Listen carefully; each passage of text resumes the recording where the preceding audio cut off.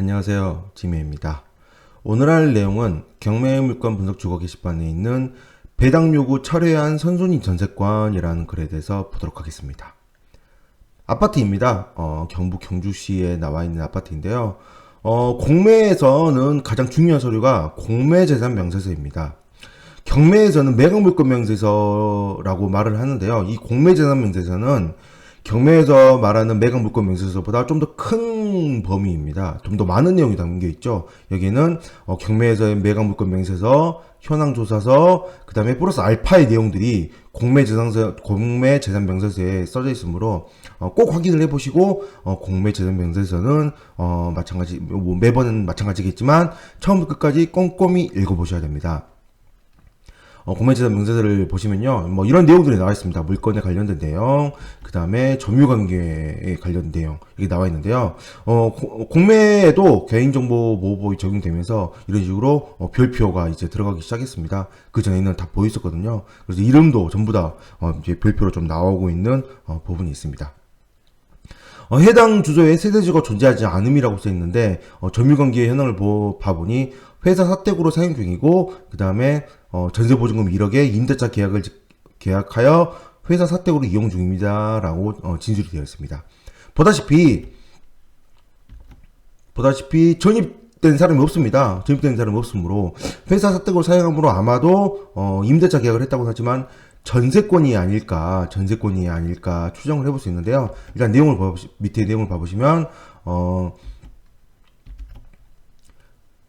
공매 같은 경우는 공매재산명세서에는 이렇게 그 배분 요구 채권 신고 현황이라는 게 있습니다.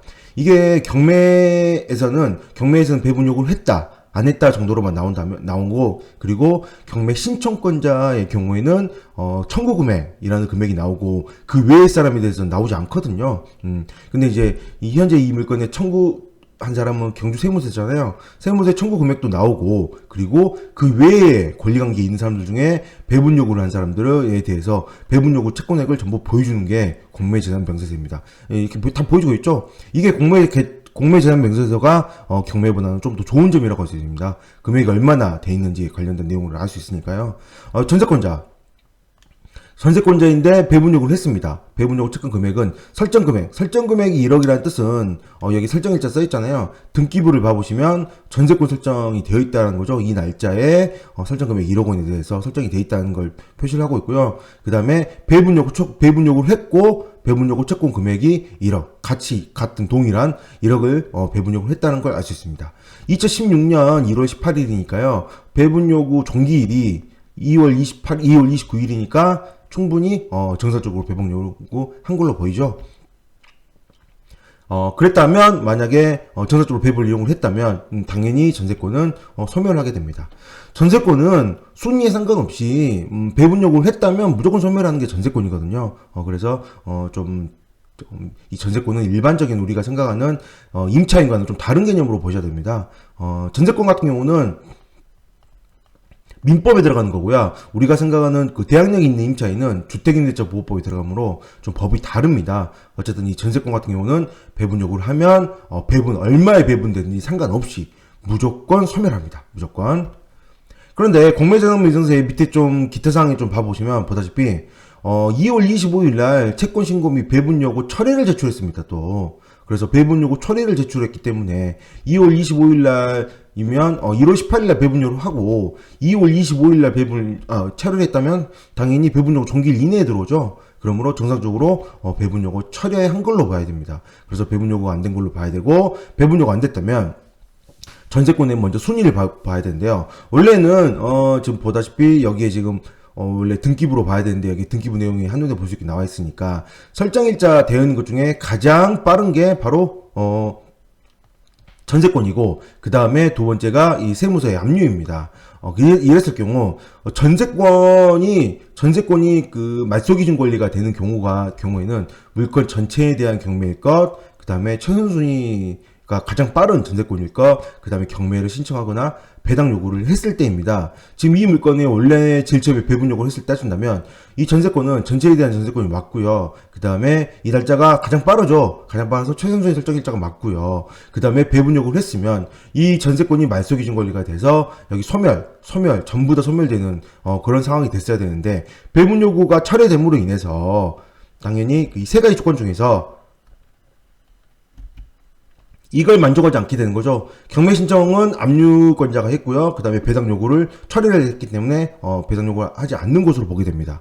그래서 1번, 2번은 만족을 하지만 3번이 만족하지 않게 되므로 이 물건은 말소 기준 권리가 전세권이 되는 게 아니라 경주 세무서가 말소 기준 권리가 돼서 2015년 7월 3일 이후에 들어와 있는 등기부 내용들은 전부 다 소멸이 되지만 2015년 4월 10일 날 설정된 전세권은 소멸되지 않고 인수사항이 된다는 거죠. 인수사항. 그래서 1억이라는 금액에 대해서 전액 인수를 해야 됩니다.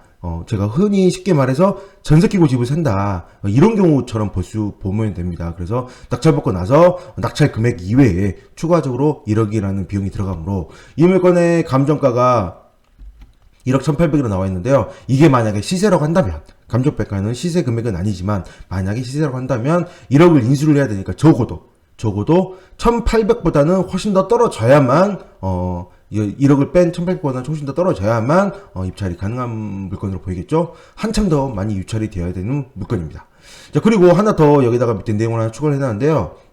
전세권의 소멸통보입니다. 이건 민법 제313조에 규정된 내용인데요. 전세권의 존속기간을 약정하지 아니한 때, 자, 전세권의 존속기간을 약정하지 아니한 때는 뭐냐면, 전세권에 있어서 2년 계약을 하고 나서 2년 동안 전세권을 살고, 그 다음에 그 이후 자동 연장이 됐을 때, 민법의 경우에는, 그 전 임대차와 동일한 2년으로, 연장하는 거 본다지만, 전세권은 그렇지 않습니다. 전세권은, 기한이 약정하지 아니한다라고 보게 됩니다. 2년이 지난 이후에 자동 연장이 될 때는 기한이 약정이 되지 않는다라는 거죠. 그래서 이 자동 연장된 케이스 바로 이 경우입니다. 존속 기간을 약정하지 아니한 때는 각 당사자입니다. 즉 전세권자 또는 전세권 설정자 둘 다 누구나 언제든지 전세권을 소멸 통보할 수 있고 상대방이 이 통보받은 날로부터 6월이 경과하면 전세권은 소멸합니다. 그러므로 이 물건은 만약에 낙찰을 받고 나서